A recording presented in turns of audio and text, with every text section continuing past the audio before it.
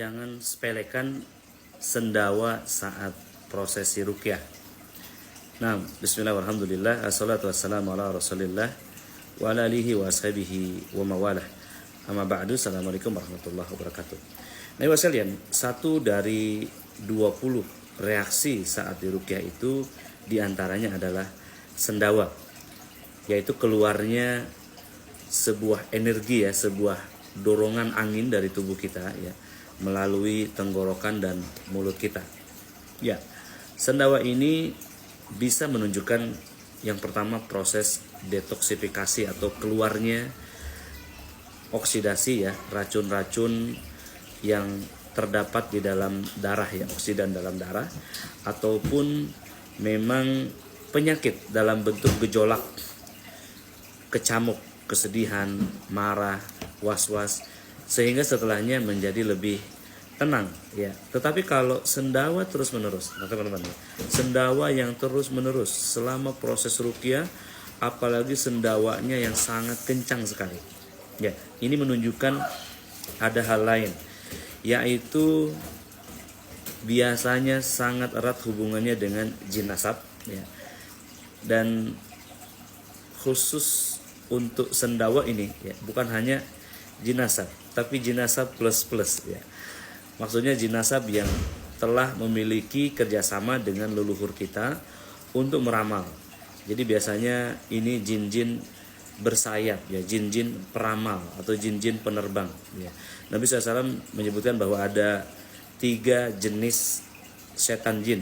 Yang pertama seperti kita ya, berkaki, berakal ya, dan ada juga yang seperti makhluk melata, dan juga ada yang bersayap. Dia mengambil informasi dari langit dan kemudian memberikan kepada inangnya. Nah, biasanya inangnya atau bosnya jin nasab ini dari para dukun-dukun peramal ya. Sebenarnya beda antara dukun dan peramal ya. Nabi SAW bersabda ya,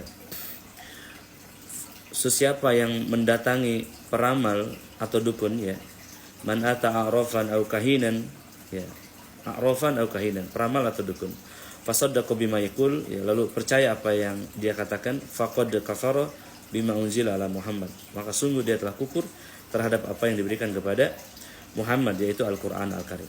Ini sekalian, meyakini apa yang diramalkan oleh dukun itu akan menyebabkan seseorang itu minimal doanya tidak diterima selama 40 hari ya, apalagi kalau dia sebagai pelaku atau peramalnya itu sendiri ya.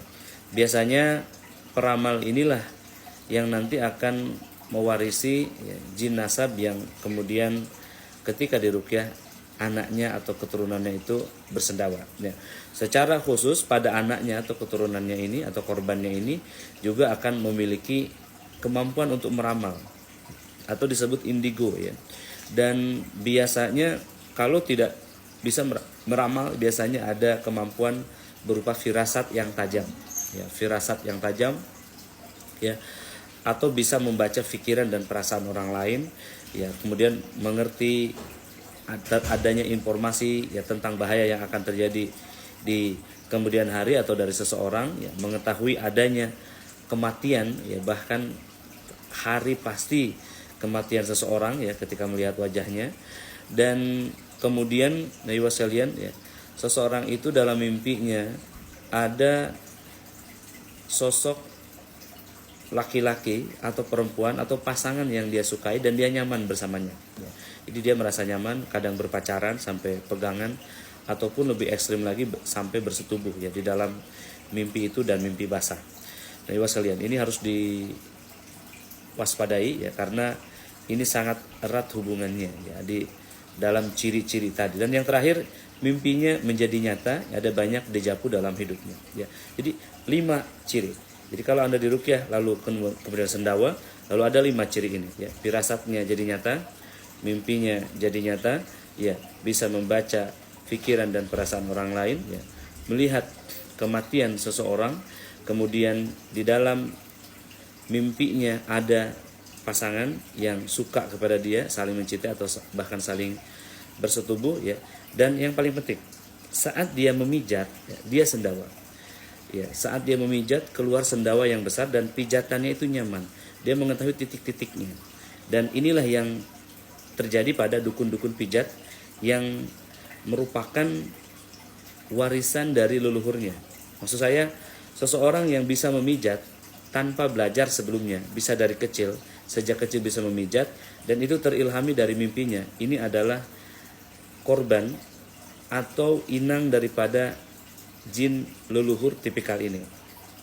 Jadi hati-hati ketika seseorang itu memijat lalu kemudian keluar gas dari dalam dirinya, bukan dari Anda, dia menggunakan atau mengambil jasa dari jin leluhur ya, atau ilmu karuhun, ilmu keturunan ya, dan itu akan menambahkan setan yang mengalir ke dalam tubuh Anda, sehingga di tubuh Anda ada selalu tempat yang sakit dan kemudian memanggil lagi dukun tersebut.